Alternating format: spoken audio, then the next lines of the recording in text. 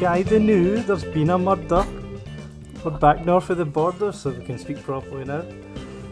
British Touring Cars is back at Knockhill, and there's fans this year, which means that I can go and see some touring cars smash about into walls. It was great. Joined as always in the Final Corner podcast by Tom and by Nick. Welcome again. Hello. Good morning, good afternoon, good evening, whenever you listen to it. Good Abend. Yeah. The NVU? That's that what one? you are. Oh dear. Yeah. British Touring Cars? Yeah. I can do Scottish, I can't do any other language. So yeah, back north of the border, Knockhill. It was busy.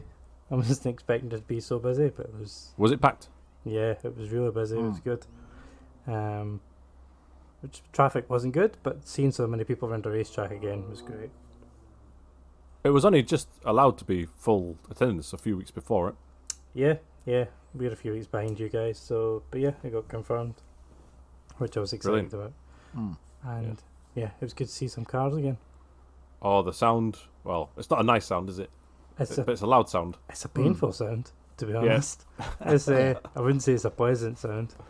No. Now there's no boxer engine as well. It sounds a bit similar. Yeah, so good weekend of racing. Probably my favourite track in the calendar, to be honest. It's a great one.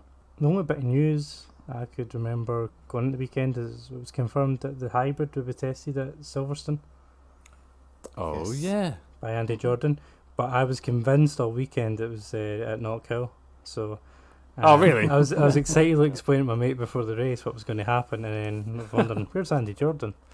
But yeah, at Silverstone they're going to be testing the hybrid. Later in the year, yeah. Yeah. It will start from the pit lane in every race, and Mm. it's not supposed to get involved with anyone that's in the championship hunt, but we'll see once Andy Jordan gets in the car. Gal spoke about it on the TV broadcast for a little bit in a brief interview. He was saying how he thinks it'll be on pole position. It should do because it's got more horsepower. So it's going to get pole, but it's going to not count. Yeah. And then it's going to blast through the field. But it's invisible for the championship points. It's still going to get in the way of a few people, isn't it? Yeah. I mean, what happens if it takes one of the championship contenders off? Yeah. Sniff of a victory for the PR, and all of a Yeah. sudden, mind you, in theory, if it's starting last in every race, it shouldn't. Well, be what up if it there. takes Turkington off as well? Can you imagine the Oh man, WSR fallout from that? Dick Bennett's won't be happy. No. But hopefully won't.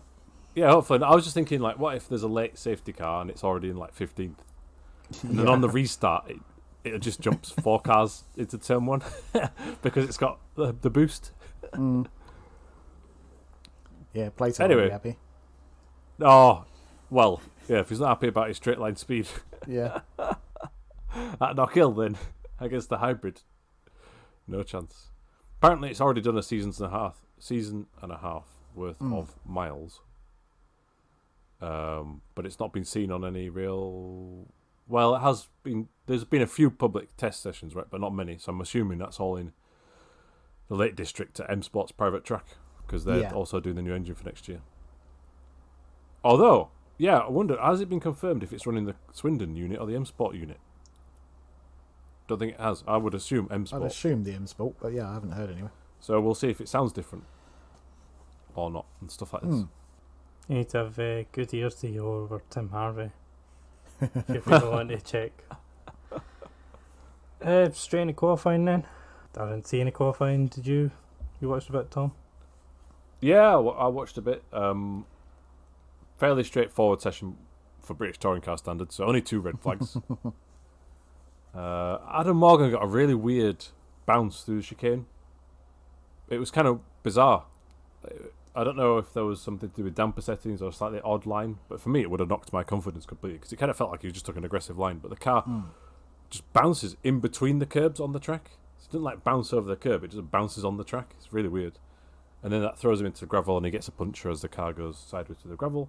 And then another one was Rick Parfitt, who just didn't steer through the chicane. Took the Ash Sutton line, but worse. Yeah. And when the replay happened, David Addison laughed. And then he ended up spinning into the gravel, caused a red flag. But then he was able to drive himself out. But session over for him, I think, at that point. That was the most impressive thing he did, I think. driving out the gravel. Yes, that's true. Yeah, he got It's a lot really of praise for difficult that. to do. Yeah, very smooth clutch control there, I think. Mm. But yeah, the results was that I think we mentioned it in the last podcast, but Turkington got pole because he's a very quick driver. It's a rear-wheel drive car at this circuit, can help sometimes, and also he's relatively light because he was in 8th or 9th in the championship coming in. Yeah. So odds-on favourite there, and pulled it out of the bag. Yep, and Senna Proctor kept his good form going. Get Yeah, P2. indeed.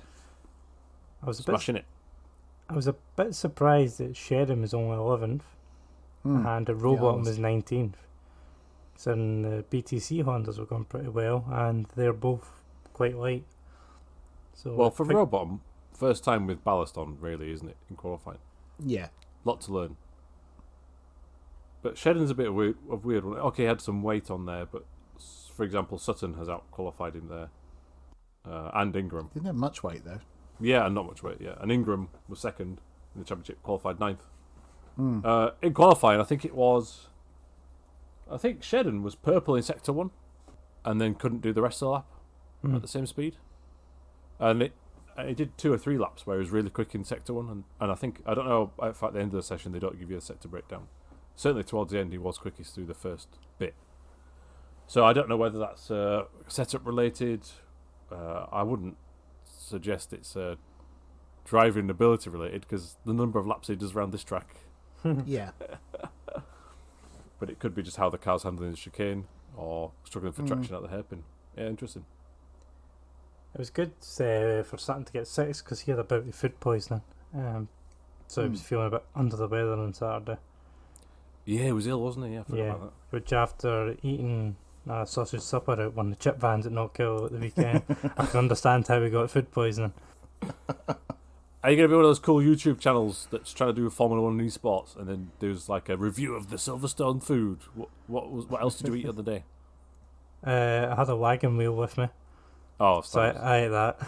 And, no, it was just a sausage supper, which wasn't nice. And what's a sausage supper?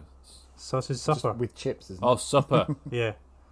What did you think I was saying? Supper like a Subway? No. Sausage Subway? Sausage supper. No, it wasn't sausage. I ran out of sausage. It was haggis I had. Oh, you got to get that. Yeah, it was a haggis supper. And the haggis No came... stereotypes were harmed in the making of that meal. Yeah. And the haggis was like a 14-inch long schlong, like it came out in the box. And yeah, it wasn't. Let's just say it wasn't well cooked. Let's just put it that way. Scottish person goes to Knockhill and eats haggis. Exactly. Where was the iron brew? Well, no, I didn't have any brew. I had cola, and I think I had a 7-Up. That's a disappointment. I know. All the iron brew was gone at that point. There was just there's just the sugar-free crap that was left. So yeah, important things at Knockhill. So race 1 with Turkington on pole with Proctor, Smelly, Cook, Hill, Sutton behind. It was a pretty even start. I don't really remember much happening at the start. First thing I've got noted is Shedden getting passed over into Clark's, and then a big massive queue forming behind Senna Proctor. Yeah. Yeah, Proctor was holding everybody up at the start anyway. Later on that changed. I think early on Butcher was trying to do an Anthony Reid down at the hairpin. What's it called again? The Black Circles hairpin? No. Taylor's, isn't it? Oh, it's just called Taylor's. Right, sorry. You've Oh, got wait, the Black Circles one. Is You've that got black chicane? circles in the vein, yeah, it's just chicane. Yeah. So not every corner is sponsored by Black Circles. No. This podcast can be sponsored by Black Circles if anyone's listening, right? We'll do a true. referral code or something. If they'd like to, please.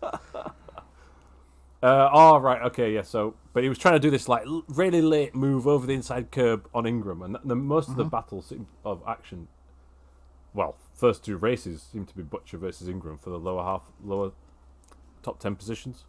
Yeah. But then he let Shedden through when he tried. He Really ambitious. Into that hairpin every single time. I felt like, was it desperate? I don't know. It was almost overdriving, or I just felt like, come on, someone with that much Knockhill knowledge shouldn't be doing moves that don't quite work. Because obviously then he started falling back after that. It was the same last year. He was overdriving and ended up in backwards in the gravel a couple of times. It was. He's a. Yeah, I think it must just be a local thing where he's trying too hard. Yeah, maybe sponsors at the event and stuff like this. Yeah. Put off speculation there, but I just felt like he ended up scrapping too much. In the end, he did finish ahead of Ingram, but at the start there, yeah, he lost position to Shedden, like you say. Dan Lloyd then ended up in the wall at the exit of the chicane. Couldn't really tell what happened. Did that look weird to you? Yeah, I couldn't tell if something had broke or if it just went straight on the exit. As soon as I saw it, it's like there's something wrong. Yeah. But yeah, apparently there was a breakage on the car, but they didn't say what it was. To me, it looked like suspension or steering. Yeah, that's what I thought. It just went off at such a weird angle. But yeah, Tim did well to get it out for the rest of the races, but yeah, once it hit the deck, something snapped. right, would make sense. For me, the weird part there was I felt the safety car call was too late, a lap too late. I feel like I'd have to rewatch it, but I almost feel like the leaders had a lap at full speed of the chicane while the car was still in the gravel. Yeah. Yeah. To Not be fair ideal. though, at Knockhill, there's a lap is only 50 odd seconds, is it? I still feel the call was a bit late. However, to your point, maybe it could be to do with they weren't able to get the safety car in the right position because the lap is so short. Yeah. So they have to wait a bit. But the initial call felt a bit like, oh, but they're probably waiting for the safety car to be in a... And I'm sure that maybe, well, I'm not sure. Maybe there was a yellow flag there at least. I would have thought so. But initial thought was, wow, that's a late call. Because it's clear that any car that stopped in that gravel is a safety car and he's in the wall. But there must have been logistics behind it, so benefit the doubt. Yeah, there's a couple of funny incidents I noticed like that during the weekend. One in support races. I think there was a car broken down where I was standing before Clark's, and the marshal post across me was still waving yellow flags as the field came round again. Not yellow flags, sorry, green flags. Oh, and it green wasn't flags. until half the field had went past fighting where the car was lying there stranded until they brought out the yellow flag. So I think there was a couple of calls that were a bit late, but I don't know if they can really, where the race control box is, I don't know if they're relying on TV coverage or if they're using the central tower for the look. Could be a communication thing. Yeah. There's Weird. a few wee dodgy moments. Where were you stood for race 1 actually? Race 1, I was basically at the entrance of the pit lane on the exit. Yes. There's a big screen there and there's bleachers so you can stand on. So you could see Taylor's? Yeah. So I was on basically the exit of the hairpin and then the start of the pit lane area. The chicane? The chicane, yeah. So yeah, that's where I was for race 1. Can you see going into the hairpin as well? Yeah. Ah, right, that's fair enough. So you can see a lot of Yeah. defending and running wide and all this. Probably the best place to be on the track, to be honest, for seeing the full thing, because there's only 2 screens. One there, and then there's one... Basically, you need to be at the bottom of Duffer's Dip to see it. And that's only 2 screens. So anywhere else where there is action, you don't see it. If you see it anywhere else. When I've been before, you can stand in the middle of the circuit on a hill. Yeah. Yeah, so from there you can see the entire track, I think. Near enough, I I think. guess I'd say it was called Knockhill, maybe. Knockhill, yeah. I feel, well, maybe... That's a You good can't. place I to don't watch. think. Oh, can you see the hairpin from there? Because I think there's some lorries in the way. Actually, You can stand on the edge of the hill and see the hairpin, but I think if you Right. stood at the top of it, you couldn't. yeah, because they have the paddock. When you went this weekend, is the paddock or the equipment half split between behind the pit lane and then in the middle of the track? So I didn't know. I didn't go in the middle of the track this time, so. Oh right. Well, in the past, I've seen like some of the teams will have their lorries and hospitality area in the middle on that hill I think because there's not enough room over for everybody over Yeah, there. I think there was hospitality suites in there. Yeah, probably. The Subaru team was in the middle when I went. Anyway, on with the race, I guess. Safety car comes in and Turkington goes really early. Managed to hold the lead quite comfortably, but then Proctor kind of closes up a bit this time, finds a bit of pace. Yeah, I thought for a second, he's going for that restart lunge on the rear wheel drive, but he didn't. Wasn't quite there, was he? Still, that was probably the last time we saw Turkington. Yeah. Butcher and Oven had a real nice fight for Duffer's and then for Yeah. the next call is at Leslie's. Yeah, Leslie's and then McIntyre. Yeah, side by side, because it looked like Dolphin had got past and Butcher just chucked up the inside. And that was Yeah, nice. that was a good one. So I've got here Sutton past Hill at some point as well. Yeah, that was a tiny bit later on. Oh, was it? Have I jumped ahead? yeah, Sorry. it cut the chicane essentially the second half. Yeah. And he dived down Clark, was it?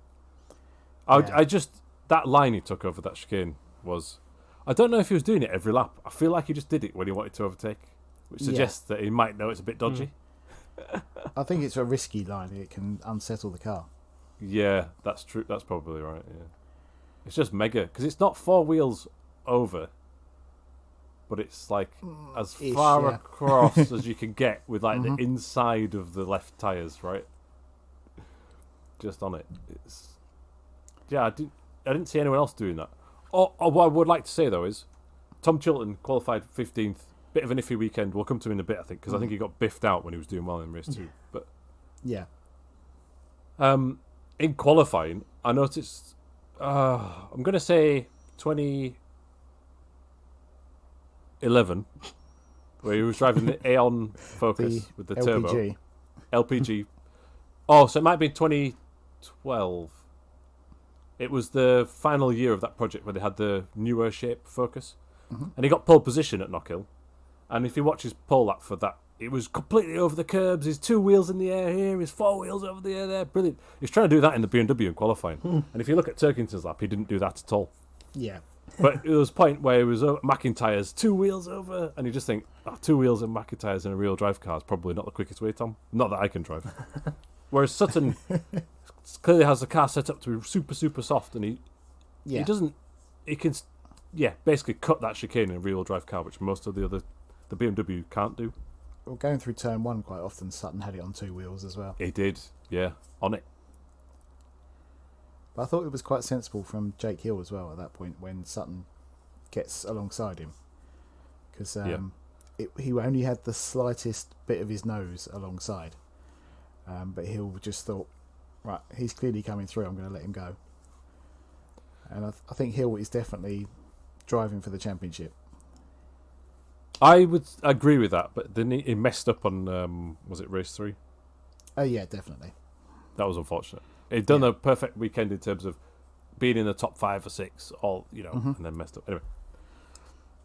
Yeah, But the then other thing they said on the commentary, which I forgot about, was he's qualified in the top 7 at every event so far. Oh, that's good. But is he not leading the Lightfoot Award? What's it called? The Flightfoot? The good Turkington is. Yeah, Turkington is. Well, another pole position. That helps. We'll have to... I can't remember the name of that stupid award. Wingfoot. Wingfoot, thanks. And for then, after that, the next thing I had happening was basically the Tom Boardman defence kicked in from Chris Smiley, which is... Oh, yeah. Man, when he's in a slightly decent position, he'll just do the Aidan Moffat thing as well, like he's been doing all year. Yeah. And completely... And I remember in that, what was that 60th anniversary race at Stetson, double length? And Smiley tried to do the entire race defending, and it just ended in disaster. I thought, here we go. Right, there's 9 laps left. He's just going to drive around. But actually, people managed to get past him. Cook got him through Clark's to take third. And then Sutton got past him at some point as well. I think it might have been into the hairpin afterwards. Yeah, he followed through Cook, didn't he, I think? Yeah, that was a lovely dive by Cook as well.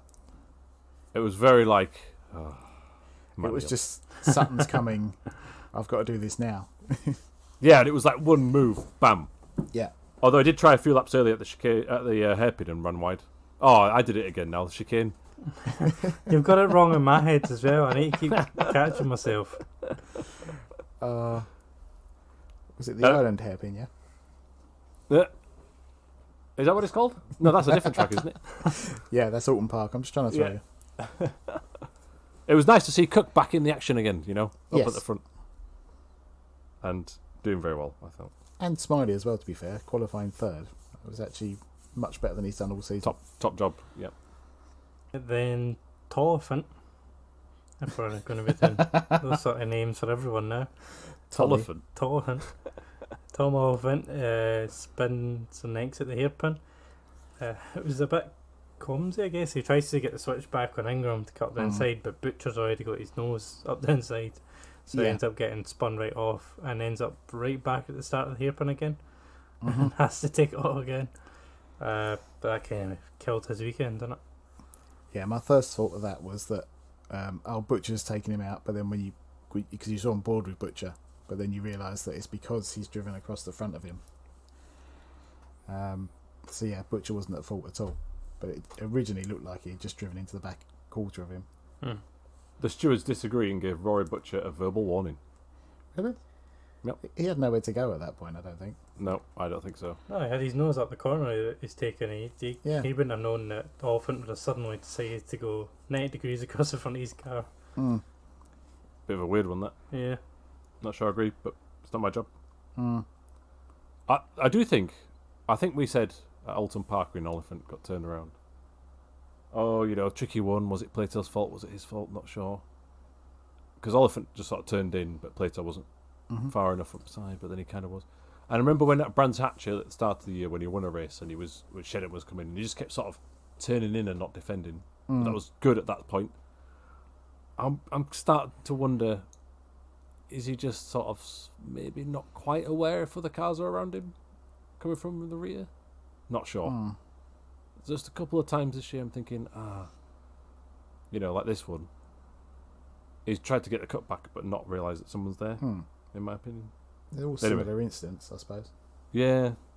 I'm not attributing blame to him for all of them. Just got to keep our eyes peeled for when there's someone near. Is he just sort of turning in on the racing line and then going, oh no, I've been spun off? We'll have to see. I think the next thing I had was Ollie Jackson forgetting to brake. Yeah. Well, that was weird. He did retire a lap later, so I'm wondering if it was brake failure or something, but it looked like he just did forget to brake. Yeah, it's just like...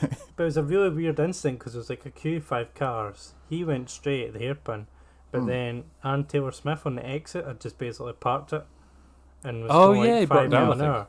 And it was just odd, like the two things happening at the same time. It was just really weird. Unlucky. Yeah, because I think he went round again and retired as well. Yeah. What annoyed me in this race a bit was no one knew what tyres Ingram was on. Oh, yeah. Just get rid of the tyre compounds. But yeah, anyway, apparently the graphic said one thing, the timing said another. I don't know what. I didn't actually check to see what the thing was in the end. I was just annoyed that was even a thing. To be honest, as a spectator, I didn't have a clue. Like No. nobody ever mentioned well, it, or like it wasn't. It didn't notice it. Nobody made a big deal about it. It's like tyre compounds didn't really play a factor in when you were watching it live. It's a very good point, and I think it's deliberate. So you just, as a spectator in real life, you just get a better spectacle, right? Interesting you say that, because this rule's come back in now that crowds have returned. But last year when there were no crowds, it wasn't there. So maybe it's just a thing purely for the people going to the track on the day. To try and spice it up more. To try and spice it up, yeah, when you're on I mean, it fits with that rule change. Interesting. Maybe we've seen it from a wrong perspective. Yeah, because they don't say on the tannoy or whatever, oh, and they're on this tyre and they're on that tyre, and you can't really tell when they're racing. Yeah, they might have done, but I was honest, I didn't notice it, and it wasn't like it was made a big deal at the start of the race. No. Certainly during the race, you can't tell the dynamic of they're on this tyre and they're on that tyre, can you? I don't think there's much difference between the two this weekend. No, don't think there was. No, I think it was things like warm-up and things like that, but there wasn't a massive pace difference between them. Also, they kept saying in the commentary hard tyre, but on the graphics it said medium. Yeah, it was soft and medium, but it's the harder tyre. It's harder tyre, but they kept saying hard. And I was like, oh, what's this? Yeah, because they had the soft was the prime for this race, so they had it twice, and the medium was the option. I'll take your word for it. Yeah. Butcher finally got past Ingram through McIntyre, and there was a squabble about 6 or 7 cars behind, and then that was it. There was a drag race to the line between Jake Hill and Aidan Moffat, and Hill just managed to edge him out. Yeah. That was fun. 100th win for West Surrey Racing in BTCC. Which surprised me as well, actually. Just the amount of races that there are, is it 30 a season? I'm surprised they haven't hit that before. I remember, was it 2018 when Turkington won the title, but he only won one race? Yeah. True. So it's like, they were consistently at the top. But yeah. 75th win for them with BMW, and the first was Will Hoy in 1998. Ooh, Statman. Nice. Yeah! Silverstone in the rain. It was good race, that. I bet you didn't even have to look that up. That's just in your head. Probably not. You've got a point. Yeah, so I actually got to see the podium for this one, which was nice. Oh, did you get covered in champagne? No, I was far enough back where I avoided that.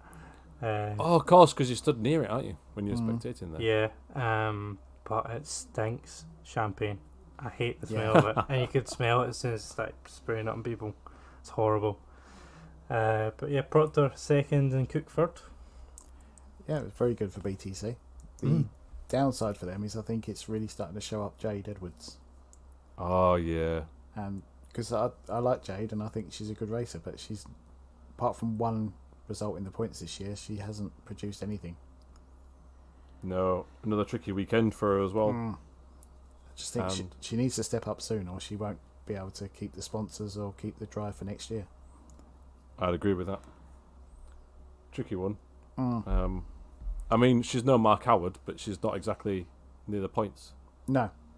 But yeah, she should be consistently 15th. Top 20 up towards the points. But she seems to always be in the 20s rather than top 20. She seems to be fighting around with Parfit a lot, which we'll come to in a minute. Yeah. So it's always around like Taylor Swift and Parfit and Hamilton and yeah. Taylor Smith's broken free of that group a little bit. Obviously, he had a mechanical issue, but in race one, was he like 12th or 13th or something? You know, way up there, getting there, back in the swing of things. But yeah, and Bordley, for example, was around that last season. Yeah, he's now further up. So, but the car's obviously quick because it's getting wins and podiums. Yeah. Oh, and you just don't really see it. Of course, Sam Smelt, 17th. He was on TV at one point during race one. I'm sure of it. I think so. 17th. Thought he was Butcher. Yeah. The only picture I took a weekend at Knockhill was of Sam Smelt on the grid because he was parked in front of me before race one. Is that why you stood there? Yeah. Tried to position myself to see him best every race.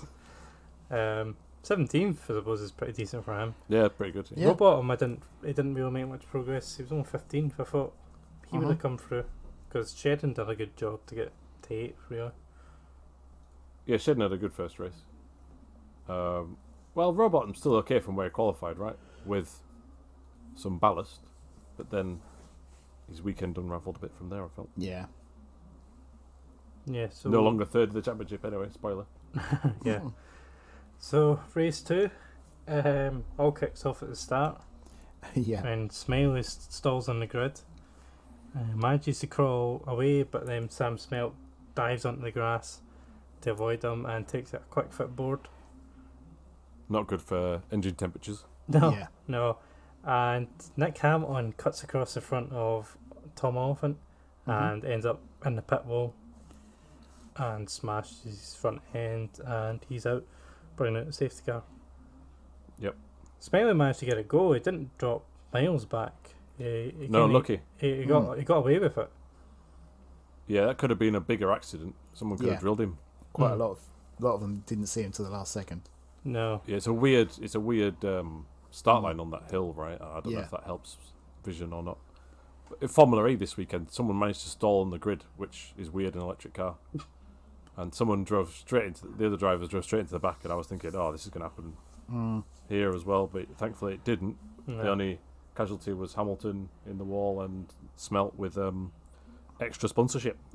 Yeah. A few other cars flying off as well, though. Oh yeah, I can't remember that. Adam Morgan. Oh, was he? He had I don't think he went off or not. He had a massive tank slapper going through the chicane. Right. Dan Rowbottom spun as well and had to pit. No, hang on, right. It was. No. Have I got this wrong? No, you got it right. Sorry, Rowbottom spun on his own, I felt, at the chicane. Yeah. Yes. Then went to the pits to clear his grill out. And went off While again. the field is in safety car, Yeah. he goes off again Yeah, he was at the same place. That's when I was I didn't standing the catch that. second one, and I was like, "What are you doing?" Like, just got out of the pits and went straight off again at the chicane. Under safety car conditions, pushing too quick, I think. Yeah. Where were you stood then for this one? I was on the exit chicane. On which side of the track? The side where gravel gets shot at you. Right. Now, Yeah. how do you get to the inside there to get the picture of the car taking the ground, leaping off the ground? Because I see those pictures all the time, but I swear you can't get to that point. You must have to get through the middle of the track. But There was photographers standing. maybe you have to have a That's photographer pass. Yeah, because you can get on the hill, but like that side, it's kind of like wasteland overgrown, so you can't get down to it. So I think if there is pictures there, it's probably photographers. Must be. Yeah, there was a photographer standing in front of me, but he quickly moved after we got showered in gravel. So he obviously got hit worse than me, but I got hit in the groin, and that was unpleasant. Who was it? I'm not sure, it was at the start, so I think it might have been when Tom Chilton spun at the chicane. Ah, okay. So he was fighting with, I think it was Moffat. So that was not on TV, clearly. They were on an onboard shot, and they go through the chicane, and Moffat, they're all fighting around, and you can just see the car going left, but I swear they didn't show a replay of it. No, I Right. thought that was Morgan. Ah. No, I think it was Chilton. There's two things, isn't there? There's at the start, was Morgan was moving around, and maybe and later in the race, Chilton had a thing with Moffat. I thought it Could was be. I might have thought that I was watching the replay, and it was actually another incident, maybe. I thought it was at Oh. the start, because he was fighting with Moffat, and I think he was on the outside coming through Butchers, and it meant he was on a crap line going through the chicane, and he ended up round into the gravel. And So anyway, either way, you saw Car God's BMW Yeah, in the gravel. there was a BM. there was a BMW in the gravel, yeah. And was it the wrong way around? Yeah, it was kind of half spun. He managed to get it going, I'm sure. Yeah. So there was a moment during this race where Chilton was doing okay with Morgan, then they were battling together, and Chilton disappeared from the timing screens basically, and you're like, what? And there was some must have onboard been it. replay, and you couldn't quite see it, and I think that's what you saw. I think Yeah. you're right. I think the Chilton spin was later. Yeah, I think it I was. think it was the Morgan. You're right. I think it was the Morgan spin to start with. Yeah. We'll go with that. Yeah. Anyway, Chilton ends up in the gravel later. Yeah, someone. Yeah. But and also, what the heck is Rowbottom doing under safety car? Yeah. Yeah.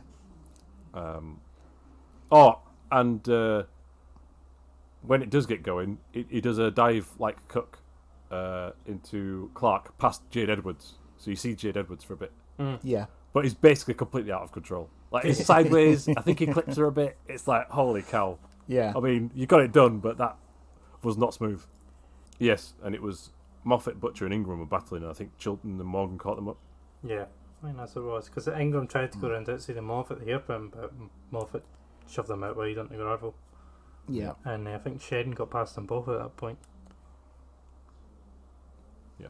And then Sutton gets up the inside the hairpin to second and starts to close down Tuckington. Ooh, battle is on at this point. Yeah. And Yeah. that was interesting because you could just see him bit by bit. But then sometimes he just wouldn't, and you think, oh, has he saved the tyres? Has he made a mistake? Is Colin just pulled out of it? And then the next lap, no, I'd be catching up again half a second. They were like, oh, all right, wow. He did catch him with quite a chunk of the race to go. And Yeah. I think he tried round outside the hairpin and got shoved out there. Because I think when he came back on, he was flashing the lights at Tuckington. So, but although Yeah. I think he was quite happy after the race, obviously because he ended up winning. But he was saying that he thought it was fine. But I think at the time he was a bit peed off. Yeah, it was quite after the race. I think we're jumping ahead a bit, but he was like complimentary to Colin, wasn't he? He's like, oh well, I know that it's going to be hard but fair, sort of thing. Yeah. There's a weird thing where sometimes when Ash Sutton dives and his car's lights turn off, and you think, oh my god, he's stalled it. But then he's still going. And that happened at the hairpin, I think. Did he have a dive at the hairpin and then run wide? I think he went round, tried to go around the outside. Or was it outside? Tuckington Right. just let him run out. Yeah. Went out wide. Turkington had his elbows out. Oh, yeah, he needed to, though. Yeah, true. I mean, he nearly had it. But I think before we get to that, there was a safety car moment which was caused by an incident. And I think we should maybe talk about that. Because the two Scottish drivers killed each other. Yeah, so Butcher and Moffat. Butcher is on the inside coming on the straight, it's going into Duffers. Moffat uses the pit lane exit for a bit extra space, and then Butcher cuts across the front of him. Or he breaks straight, which you can't do because Moffat's there, so he obviously doesn't realise he's still there. Yeah. And then he ends up backwards on the wall. And Moffat keeps going. I don't think he really Yeah, but he lost positions. But it was a Yeah. But yeah, this is clumsy from Butcher. Yeah, he already had the place. There was no need for him It to didn't. be. Yeah, that it didn't need far to be over. so tight to him, did he? But I watched it in slow motion, and their wheels are both straight when they're braking, but they're both at diagonal towards each other. Yeah. So they just sort of merge. Moffat has to be because otherwise he's going to be Exactly. grass. Yeah, because he was right on the edge of the track, wasn't Which is the normal racing line by most drivers these days. If there's no one else there, they use the pit lane exit. I saw most people doing that, Plato especially. I feel like Dave Newsham pioneered that line, but he? Yeah. anyway, I don't know. It's just another race weekend where Butcher can't finish all 3 races in the points, No, and quite often it's self-inflicted. and there's a lot of damage to that car this year. Yeah. Some of it's not his fault. Like race 3 at Alton Park, Baldley loses brakes and smashes into Butcher.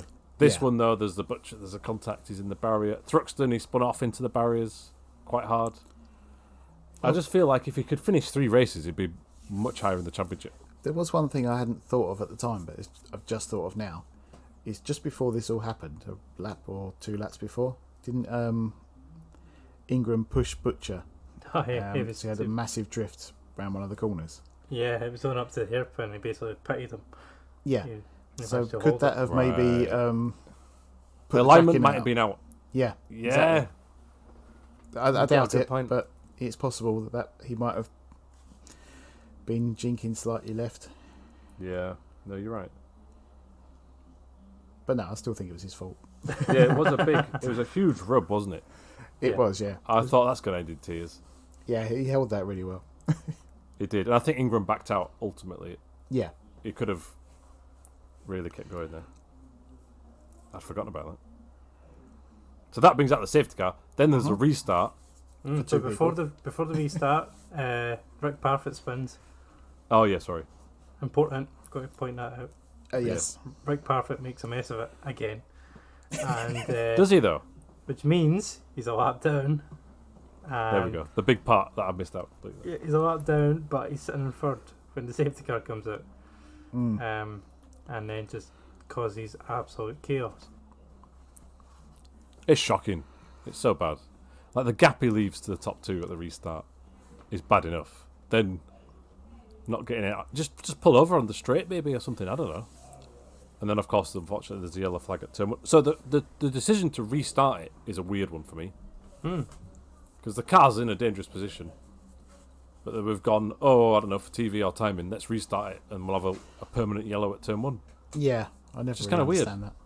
No, Because there's a lot of the day to go, so you can. But let's wait. I've got the time yeah, they were running about 45 minutes behind.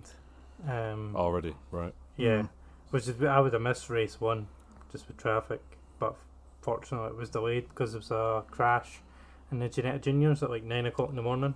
I saw that big one. Yeah, Big one. yeah. Tim O'Neill. Why did I say Tim O'Neill? Tim Paul O'Neill. O'Neill. Yeah, Paul O'Neill wasn't very impressed with that. No. He was on his driving standard bandwagon again this weekend. Yeah. But yeah, I think that's maybe why everyone was running late. But I thought the race was over when the safety car came out. 'Cause Yeah, so did I. Yep. I was surprised. Very surprised it kept going. Yeah. Also, when Parth went off, I'm not entirely sure it was his fault. No, I feel like Edwards turned him. did you? Yeah. I thought he just dipped a wheel, but you might. I think be he dips a wheel, but then he's definitely assisted. All right. Fair Yeah. enough. But the initial loss of momentum is him, but then there's a thump in the back that turns him. I think. But it is a mistake to be in that scenario in the first place. Yeah. And then And I'm pretty sure Edwards couldn't do anything about it. I mean, she didn't get a penalty, so... No, and then he's a complete 2 after that. I can't believe it. I just couldn't believe that. He holds up the entire field, misses the restart, so the miles behind. And then he defends. Yeah. Against everyone that's coming past. I don't understand. I do not understand that. Because he had dropped back in the midfield at one point, through the chicane or next to the chicane. He was defending like hell. Like a lap to go. It's like, you're a lap down, man. You're just you're causing carnage for no reason. It's not like he was going to unlap himself. So it's just like, get out of the way. Really held up Jake Hill there. He was maybe just trying to get on TV. Keep the sponsors happy. Well, he's on TV all the time at the minute, though. I know. Yeah. I can understand if Paul O'Neill was having a driving standard rant about Parfit, unfortunately. At the minute. Up front, Tuckerton's just managed to keep Sutton at bay, and then it's really exciting. The last lap, absolute last lap, through the black circles chicane. Not the hairpin. Not the hairpin. Through the black circles chicane. He runs wide into the gravel, and Sutton gets through. But I think Sutton would have got through anyway, because he basically cut the second half of the chicane to try and get inside the Clark. It would have had the run. It would have had the signature move. Yeah, it probably would have got him anyway, but it was a strange mistake from Colin. The Sutton slam. Yeah, really weird of Colin Turkington to do that, isn't it? Is he mentally broken now? Is that it for the season? No. Well, it wasn't usual Colin, that. No, and everyone makes mistakes, so. He was lucky as well that was only one position lost. Well, Parfit helped him out there, because probably... That's what I mean, yeah. A few more. Because Jake Hill was right on his bumper over the line, and so if Rick Parfit hadn't him up, he could have been down in 3rd, 4th, 5th, 6th. You know. Yeah. Good point. Yeah, in the end, gets good points, and he was quite good after the race. Well, he has to be really, but he's saying that before this race happened, I would have definitely taken a first and a second from the first 2 races. Good way of looking at it. Good way of looking at it. Well, good PR training, that. Yeah, he's good at that, though. He is, yeah. I thought it was really good for Cook again to get 4th, and Hill done pretty well, to be honest, to get up to 3rd. They're good results, but unfortunately for them, Sutton won. Yeah. So they've and lost fastest points. lap. And fastest lap. That's the problem for everyone at the moment. They're doing alright, but Sutton's just nailing them every weekend. Shout out to Border there for top 10 for the first time. He's looking better every weekend, to be honest. Yep. I mean, both him and Moffat are now getting their heads around this car, which is good for them, but very bad for commentary and fans, because I've literally, when they're together on track like they were at the start of race 3, I've no idea what's going on. Boardley stands out a little bit because he's got the gold trim on it. Also, it's got slightly different specification headlights, which is really sad and nerdy. Next time you're watching it, have a look. You know I'm going to have to look out for that now, but yeah, no clue. Well, I did at this weekend and some of the other races. Now, I bet they change it for the next one just to spite me. They're listening. They're not. I'm sure someone is. So the big question is, where did Sam Smelt finish? Oh, yeah. Where did Sam Smelt finish? 24th. Well done.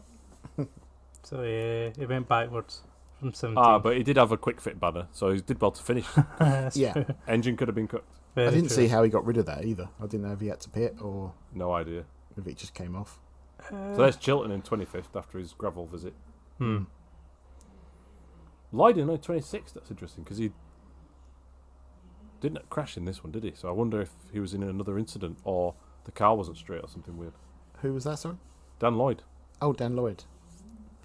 Yeah, he basically finished last. Oh, other than Rick Parfit lap down. He was the last on the lead lap. Yeah, that's... Yeah. But he'd gone off as Parfit. Interesting. Wonder what happened there. Rowbottom ended up 18th, so again, just strange. Well... He must have got caught up in something. He had to do that pit stop for the gravel and then went back in the gravel again, didn't he? So. Yeah. That's true. Very true. So actually, not bad at 18th. I take back my criticism. Aaron Taylor-Smith got a point. Hmm. Not bad considering he broke down in race 1. Yeah, Yeah. I think that might be his second points of the year or third. Not sure. In fact, look he at may Patel have had a 14th. few more, to be honest, actually. I might be doing him to service, but... He didn't score points for a while at the start. I think it Mhm. was only recently when he got his first. Might have been Alton, you know. Hmm. And number 8 was pulled out of the hat. Oh no, not number 9. Number Number 9. 9. Yeah, Yep. yeah. So, Jetway on pole, Plato, front row start, so chance for it. Would it be his 100th win? No, but Yes. 98th. 98. No, Ah, he's sorry. going for the 100th. You're right, yeah. But yeah, He's he's never- picked he's- up before the race, wasn't he? Yeah. He's never going to get it, is he? Not this year. No, doesn't look like it. It was on the... What happens if he gets it, but by finishing second behind a hybrid at Silverstone? Does that count? Technically, I suppose it does. Yeah. I guess so. But he's not going to get anywhere at Silverstone with that engine. No. Oh, it's not the engine. It's the aerodynamic profile of the car. Yeah. Ingram doesn't complain about straight line speed, and he's got the same engine. He does It also was- have his ego weighing him down quite a lot. So he was interviewed on the circuit tannoy prior to race 3, and he was complaining about the lack of straight line speed, and he was saying it was something to do with gas compression or something like that, Oh, which I don't know, to be honest. Mm. That's I'm an engineer, but I'm not that kind of engineer, so I don't know what he's talking about. I just don't hear any other Tucker No. engine drivers complaining about straight line speed, no, especially the one that's leading the championship. yeah, it only seems to be Plato that's complaining about it. It looked relatively quick as well on the straight line on the onboard footage. It wasn't on his car, but they were on some other cars, and I felt like I was specifically watching it because I thought, why is this car a bit slow at the minute? And it just seemed visually similar speed on the straight to everything else around it. I obviously don't have the stats, but Knockhill, like it was said in the commentary, Knockhill is not a straight line speed circuit anyway. So No, but that has been his complaint with almost every car for the past 20 Mhm. years. Apart from the diesel, yeah, and Yeah. apart from his Subaru year where he crashed at the first meeting and he thought his car was squint for the full year. yeah, Yes. So that was that one. that was his complaint for Until that full Sutton year. got in the same car and still Allegedly outdid him. went quicker. Yeah. Yeah. Poor Jason, I do feel for him. But he had a chance here. He had a good I chance. do feel for him, by the way. We're only joking yeah. about. Yeah. I mean, when you see it. Long silence after that. Showed our sincerity. No, to When be we fair, saw- when I saw him really at want second to grid- get the 100th win. Yeah, Yeah, I do. I'd say him. I want him to get it. So he's got to keep going next year, right? I hope so. Mm. He's a character. You don't want to lose that. No. He'll probably want to try the old electric juice as well, right? Just see if that Mm. works for him or not. He just needs to get. I just. Do you know what? My prejudice is because of what it was like at Thruxton at the start of the year. You know, because it was like a comeback, and he was up the sharp end, Yeah. and he was getting all swaggery about it, and getting annoyed about Cook and swearing on the track tannoy and all this stuff. You know, don't call it a comeback because nothing's much happened since. And that makes it a little bit. If you go back and watch the Thruxton stuff, that makes it a little bit embarrassing. Because you could, I get it. You thought like, this is going to be a great year. I'm back in the game, and it hasn't quite worked out. Anyway, Interesting. We do have Thruxton next, so yeah, we'll see. yeah. Is it track specific or was he? Lucky's the wrong word, but you know.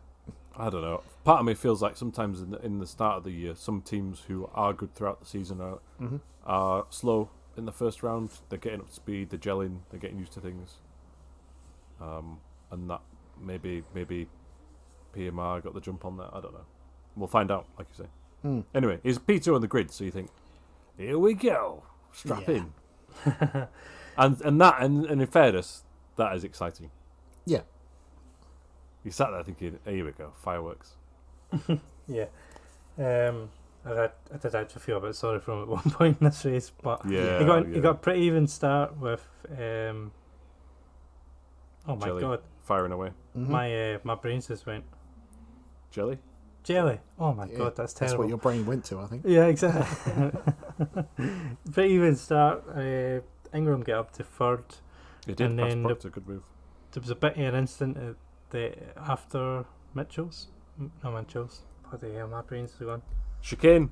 Black No. circle chicane. No, before that. Taylor's Butchers. hairpin. Before Differ's that. dip. Leslie. Leslie. McIntyre. Butcher. McIntyre. That's terrible. Oh my god. That's alright. McIntyre's, and exit McIntyre's, Josh Cook's car packs in. And then Yeah. there's a bunch of cars stuck Bad behind for him, Cook.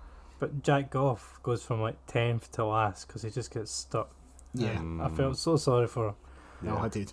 because he doesn't seem to get much luck, Jack, and he was just the wrong place at the wrong time there. Yeah, so he's dead last after that. And yeah, Cook out. I think they say he's lost fuel pressure. Yeah. Is that what it was? Disaster, that. Could have been another solid result. Hmm. But I was very disappointed by that. So another safety car. I don't think there was a race all weekend without a safety car. But at this point, I was like, yes, here we go, because Jelly got the jump. But Yeah. from a rolling start, it's on. Plato is coming. That's what I was thinking. He was kind of close to him, but then Ingram started putting the pressure on. And Yeah. he goes deep into the hairpin, which allows Ingram to dive up inside. And then I think there might have been a bit of contact to push Plato onto gravel, but he ended up Yep. Yeah. losing the rear and having to catch it. It was like a NASCAR race, and he was on the outside line, and everyone just went through. Mm-hmm. Yeah. Aye. I felt so sorry for him, but the next 5 laps he just kept tumbling. Everyone that came near him went past. Before then, though, I think it was the first lap after the safety car had gone out, or the second, he bashed straight into the back of Jelly at the hairpin. Yeah. And I was like, here we go. I think I might have tweeted something like, bump one. Yeah. Because he had a bit of a gap, but he braked late and used Jelly to stop, which then actually, Yes. it didn't spin Jelly out, but it closed the gap up. And I thought, actually, it's borderline, but it's kind of clever. It's something then he he's was on him. often done. Yeah. But yeah, It's I know a- what you mean. It's a smart move, because he's technically out braked himself, but at the end of the corner, nobody's gone off, so it's not going to be a penalty, but he's half the gap. Yeah. Because Jelly's then slightly had a slide and lost traction and all this. I thought it was interesting as well that Ingram and Proctor went straight through. Hill follows. Shedden follows pretty much, but it was clear that Plato Having none of did it. not want to let a Team Dynamics car through. And You are not nearly welcome. took him out through the chicane. Oh, that was some hold by Shedding because he was Yeah. sideways going through, well, both bits of chicane. Yeah. Yeah. Hey, You only saw it from like the onboard, right? But you knew exactly what was happening and who was doing it. Yes. Yeah. It looked terrifying. So well done to Shedding for holding the car and then keeping Plato behind. Shedden posted a picture of that on Instagram where he's like, I do. it's just completely the wrong angle of the chicane. It doesn't make any sense if you look at the picture. You can't see Plato in it, but he's just like, what the heck? It's like he's been dropped from a UFO. Like there. It's weird. So fair play, yeah. But yeah, I can't believe I think he just got caught, Plato did, at the hairpin. Maybe Yeah. Jelly braked a bit early. And that Plato had to jink while he was braking, and that he just ran Yeah. wide then. And I was just like, oh, that's That was it race then. over now, basically. It wasn't quite, but it would have been. It's close enough for him. And then, Yeah, we watched a 2016 race around Knockhill, which is on YouTube now if you want to watch it before it disappears. I'm sure within a few days of this podcast putting it out. And Plato's leading 90% of it, and his elbows out, he's defending. I was like, here we go. That's what I want. I wanted to get to the lead because he's going to be slower than the cars behind, and then let's have a fight. But it didn't quite happen. No. Then Turkington got mugged by all three Affinities at once, by the looks of it. Yeah. Chris Smiley, but I don't think they showed it on TV. Turkington ran wide again. As he ran wide, because you just Yeah. saw like all three Affinities suddenly got past him and Smiley. Yeah. And I was so confused as to what order those Infinities were in at that point. Sutton got Turkington into Clark's, but Smiley followed through and pushed him out into the gravel. Not necessarily a push, I should say, but where he was there, it put him out on the gravel, which then let the other two Infinities through. But what you didn't see on telly is that Turkington instantly got Boardley at the hairpin again. Is that what it was? Right. Yeah, I could see on the timings, but I didn't see it happen. Where were you, Colin, for this race? I had moved from the area that was risking my genitalia, Yes. the fine gravel, to a bit further up towards Clark, so out the firing line. But Oh, you the could still see Brabham everything. Straight. Yeah, you could still see everything. You could see down into basically the full first sector. Oh, interesting. So it was a decent place to sit. Hmm. And then the entry to Clark. I put down here, then obviously Plato just fades backwards, doesn't he? Yeah. Pretty much, yeah. Going. Shadow of his former self in that respect. Yep. And then Ingram took the lead in the hairpin with Oh. a hell of a move. Yeah. It was incredible. It was just, so last minute. A little jink here, a little jink there. Bam. Yeah, that is amazing overtake. He sized it up the lap before that Yeah. Jelly was defending inside and then drifting wide to take the corner. So he knew the lap before he was going to go for it. Millimetre perfect, though. It was brilliant. I don't know how you would even do that. Like, what is he doing with his feet at that point on the brake pedal? Like, is he modulating it? Is he... and changing down at the same time? Oh, magical. Made me appreciate I can't do it. Yeah. We all think we can, you can't. No, I couldn't do that. Nah. Jelly was not happy after the race. I noticed he thought it was an unfair move, but I totally disagree. Yeah, he's wrong. No, I thought it was fine. He was talking about driving standards after. Yeah. But yeah, I didn't think that was... I thought that was fine. Yeah, there was sort of contact on the way out of the corner, but it was rubbing it when there wasn't any collision as such. Yeah. But Nope. yeah, brilliant. Gold star from us. Mm-hmm. Yep. Approved. There should be a Goodyear award for that. Best overtake of the year or something, then everyone Yeah. votes for it or something, I don't know. Can't think of anything better so far. Some of Rowbottom's moves around the outside of the chicane at Thruxton were pretty good. Yeah. But they're not as good as this, I think. Yeah. The surprise element of it was just so good. Yeah, the timing. It was like 2004 with Jason Plato at turn 1 at Donington. I mean, he left the cars with an inside. Yeah. And Yeah, he got it. Ingram got his car up the inside. Can't leave a car width in British touring cars. No. I was surprised Jason Plato didn't come on the interview at the end and said, I taught him that move. Oh, yes. Somebody's probably had to hold him back. He's fighting off camera to get there. Oh, dear. For Never Jason. gets old. I apologise, Jason. Yeah, sorry, everyone. I'm so sorry. I just gave him credit for a move in 2004, though. Yeah, see, there's positives there. Yeah. 17 years ago. The man brought out a sandwich. It's tough. Jelly then was his second to Proctor, and Shedden took fourth off a hill with a nice nip up the inside of, I think it was Clark's, and then he's right up the backside of Jelly, but couldn't get past. Nope. It was something to defend and attack at the same time, and that kind of stopped him. But it'd be nice for him to get a podium, his home race. Yeah. But Yeah, it would have been, really. he's I don't know, when was the last time he got a podium at Knockhill? Oh, no, I should know that, right? It's like, but I've no idea. Yeah, a while ago. There's two times I've been there, he's not got one, so... Well, it's at least 2 years, because he didn't compete. For some Yeah, reason, true. I'm thinking it's when they had the estate, but I don't know that. It's just the first thing that came in my head. Oh, and you called it the estate, which is not allowed. Yellow card. It is the estate. I know. We've got to call it a Sport Tourer, apparently. It's a box on wheels. Basically, then the kind of things finished off, right? Other than the Hill and Smiley messed up. Or Hill messed up, I felt. I don't know what was going on there. Driving for the championship, and then he's thrown away some points. Yeah. Should have just let that place go. What the heck was that about? I don't get it. Round outside the Duffers. Yeah, which has never been done before. Mm-hmm. Oh, hang on a minute. That's not a fair argument. Because... Hello, Christian Horner. Yeah, exactly. By the way, I was just watching a meme review of the F1 at Silverstone, to bring it back up.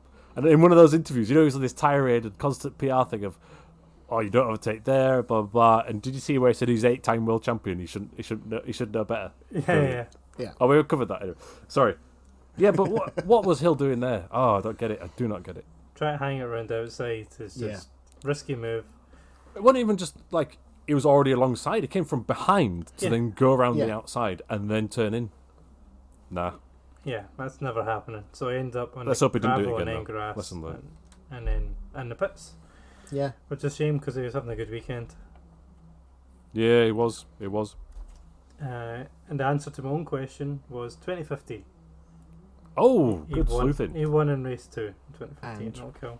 was that the year of the Yeah. estate? Sport Tourer. Civic Type R. Ah, no. The Tudor was the year before. 2014 was the Toro, wasn't it? Because that was the year where it was like, was it eight champions on the grid or something? 6 champions on the grid? Giovinardi was in the airwaves. I think that's it for race 3. In case, unless you guys got any more. No, just Butcher getting fastest lap. Are you sure about that, Nick? What's that? Are you sure you finished? Not quite. I was just waiting for any last bits first. Oh, okay. Well, that was it from me. Other than our Butcher got fastest lap, so the car must have been repaired quite well. Mm. And no penalties on that one. No penalties for that one. Proctor did great to get another second this weekend.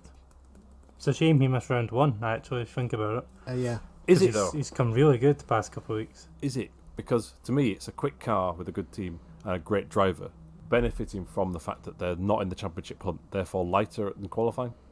Would that be the case if he was there for the first round? Not sure. Take your point. I take your points. Well made. He did have ballast for his first race, Exactly. didn't he? Because So that he had means- Camish's ballast. So that means his results weren't too amazing that weekend either. So he's effectively lost 2 weekends worth of good points. Done a shedding. And then now, in the last 2 rounds, he's doing very well. Yeah, Yeah, done a shedding. Exactly. That's a fair point, yeah. Sorry, Senna. Northern lad, Leeds. I don't think it's from Leeds. But I have seen him in Leeds doing this at a hotel, having a sponsorship meeting with someone once. He's a big lad. He pushed Yeah. past me after race 1. Oh, really? With his Whoa, trophies. controversial. Yeah. Podcast host felled by touring car star. Yes. He was going through the crowd with his trophies afterwards. He's a big lad. He's he's huge. So yeah, I wouldn't like to pee him off by saying anything nasty on this podcast about him. Or talking about ballast. No. But he's done well the past 2 races. It's a very well, yeah. Yeah, 2 totally different tracks as well, and the same sort of pace. So. He should be up there at Thruxton. Mm-hmm. Proctor win at Thruxton. There you go. Said it, predicted it. And well, Nick, over to you. Anything in particular? I'm not going to say it. I've just expected it. I'm just waiting for it. Sam Smell Uh-huh. got another 24th. Oh. Well done Yeah. to him. One day he'll get a point. I hope he comes good. Better than Rick Parfitt. yeah. I did have a bet with my mate before the race, like what sort of disaster will befall Rick Parfitt in this race, and he actually had a clean one, so Oh. it was kind of a wasted bet, but something always seems to happen with him. And the one race I was like, it's going to happen, and he was tidy, so can't complain. Don't do gambling, kids. No. So yeah, it was a good race, good weekend. I was expecting more carnage given it was race 3 at Knockhill, but it was kind of tidy. And yeah, good weekend. How was the car parking scenario? Car parking was a disaster. We'll just say that now. Was it? You have to park on a grassy hill. Yeah, were you and stuck there? then try to get out through one gate, which is Oh, like that's rubbish. 5,000 cars trying to get out one gate. Yeah. Yeah, it's not ideal. They have gravel on the hill, though, do they? In certain bits? They have like lanes of rocks which are That's it. Right. yeah. huge. It's not gravel, it's bloody boulders that they've dug out. So yeah, well, it wasn't too much fun. At least it's not just grass, because if it rained, you'd be stuck. Yeah, and I'm glad I was doing it in my Polo this year and not my old coupe, because the coupe had no chance. There was someone in a BMW Z4 trying to reverse up the hill. Right. Well, we went back to the car to pick up chairs, and it wasn't happening. And I just heard as we quickly walked away, someone shouting, "Somebody going to say boys to help us?" And I was like, "Nope, no, not happening." Why did they try to reverse up the hill, though? I don't get it. Because there's a car parked in front of them. Oh, so they literally... Right, that was They it. were trying to leave before race 3 and they're trying to reverse out. I could just hear the women shouting, "Go and get the boys to help." And I'm like, "Oh, no. I am not pushing a car up that hill. You're on your own." To be fair, I think there was a lot of quad bikes with straps waiting to pull people out. Oh, Stuff, okay, interesting. So They're prepared in that respect. yeah, I would not recommend the parking at Knockhill. I mean, it's in the middle of nowhere, so you've not got much choice. It's not No. like there's a train station. No, very much not. Anyway, I think we need the most important update of the championship standings, and that is the Jaxius Trophy, right? Oh, of course. I can't even say it. Before that looking, who do you think is leading that, Nick? Just to annoy you, Robo. Any advancement on that, Colin? No, because I've looked at it, so I know. Oh, right. Yeah. I haven't Spoil looked. sport. Yes, it's Dan Rowbottom. Oh, it is. Daniel. What's the what's the qualifying criteria for the Jaxiers now? I don't. And no podiums before the start of the season. Okay. Have you noticed that the Honda this year, the Team Dynamics Honda's got a knacker duct in the rear window? That's interesting, isn't it? It's got a what? I said interesting. I didn't mean interesting. I meant really boring. Let's move on. I didn't even catch what that word was that you said. No, I didn't hear what you said. A knacker duct. It's like it's almost like a triangular air intake. You sometimes see them on bonnets of cars to breathe. They've got one in the rear window on the side. Right. I've never heard that phrase before in my life, but yeah. The British Touring Car website, championship standings, and click on Jaxius Trophy. There's a picture of Rowbottom, and if you look above his name, there's a air intake on the rear window. Oh, yeah. So Why would they want air intake into the rear of the car, though? Presumably it's out. Yeah, but it's the face of the... Well, yeah, maybe. Weird. I wonder if the BTC cars have got that. Oh, we really should stop this. Right, yeah, moving on. Overall championship points, do you want to just touch on that? Sure. I'm going to Google knacker ducts now, see if this... Did I get that right?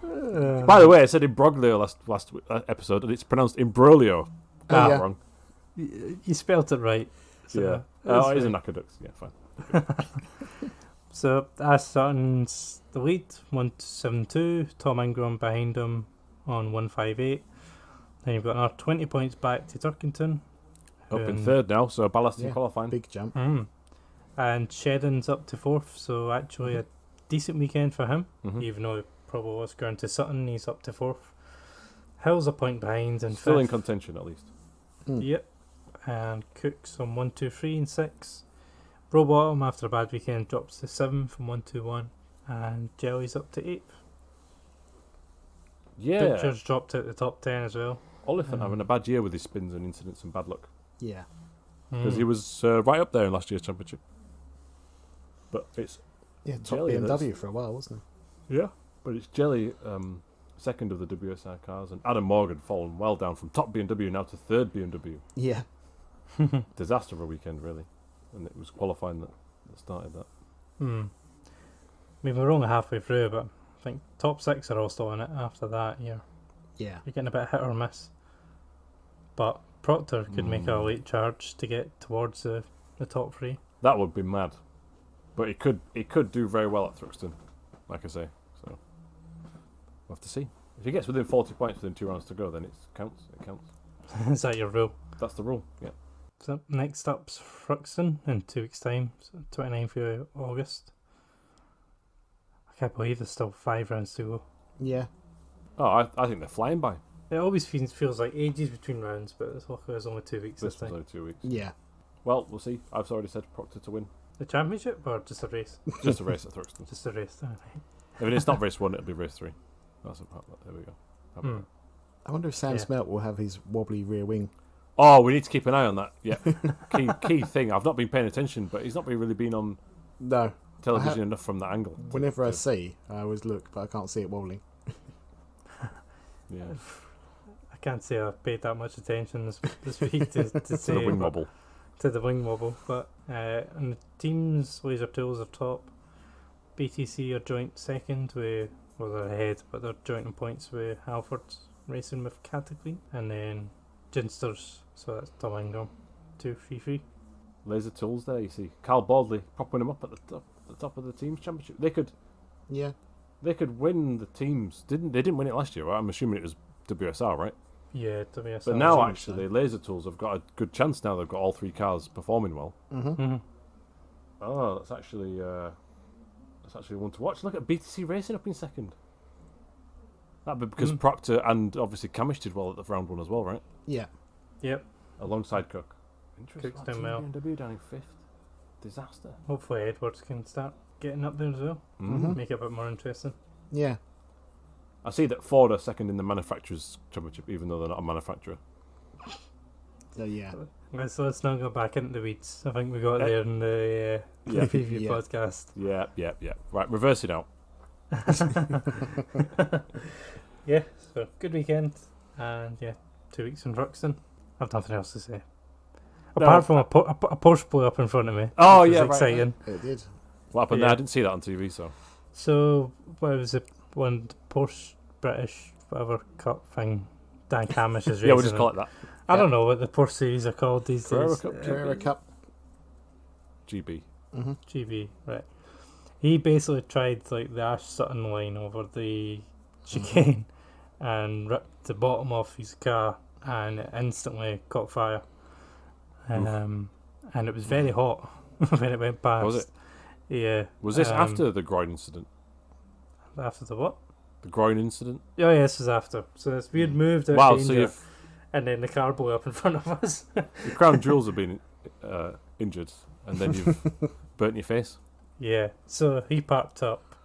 The boy got out of the car pretty quick, and I felt sorry for him because over the circuit tannoy, the commentator was going, "That is not a Porsche failure, that is an operator failure." He's ripped the bottom off the car and blew it up. And the boy's just standing there looking at his burning car and thinking, that's not what he needs right now. He doesn't need that over the tannoy. But it took about 20 minutes to clear up. It was a long stoppage. Got the fire brigade out. Fire brigade, they had to put about 400 metres of sand down to cover all the oil that he spilt. But it was a hell of an instant. My mate was standing with his phone in his hand waiting to record him coming past, and he forgot to press record. And he was like, damn it, the only interesting thing we've seen here. And he missed it. But yeah, very hot. Well, I'm glad you survived, although your nose is looking a bit red. See, we may be sunburned, although the sun wasn't out. We're not sure. As soon as it gets in Scotland, you just not used to it. Yeah. It must have been poking through the clouds. It couldn't have been the fire, but my mate did text me that night saying, "Is your face roasting?" It's like, yes, it's red hot in there. So, might have been the fire, might have been the invisible sun. Well, happens in Fife. I got a sunburnt nose on the same day, so... Did you? Yeah. Oh, just extensive going out for a research there. 2 out of 3 people got sunburnt on Sunday. Yes. You had about, 1,800 miles away, but... Yeah, something like that. It's probably the same. So, I think that wraps us up this week, and we'll be back next week with a little special Formula 1 episode before Spa, and then after that we'll be back covering Spa and Frixon. So, See you thanks then. Tom and Nick, and we'll see you then. See you then.